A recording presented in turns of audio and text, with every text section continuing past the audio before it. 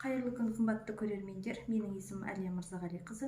Мен өзімнің Алияс Влог YouTube каналымда қажетті ақпараттармен және пайдалы кеңестермен бөлісетін боламын. Менің каналыма тіркеліп, өз пікірлеріңізді жазып кетуді ұмытпаңыздар. Ал бүгін біз Ақтөбе қаласындағы көлік жәрмеңкесі туралы мәлімет беретін боламыз. Бүгін біз Ақтөбе қаласындағы автокөлік жәрмеңкесінде тұрмыз. Бүгін сенбі, келушілер де, көлік сатып алушылар да, сатушылар да көп. Қаладағы ірі көлік жәрмеңкесі сенбі және жексенбі күндері жұмыс істейді.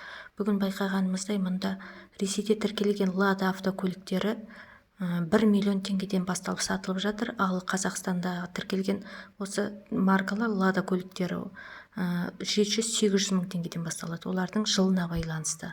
Ал Армениядан әкелінген көліктер сол Армениядағы тіркелген 2 миллионнан жоғары.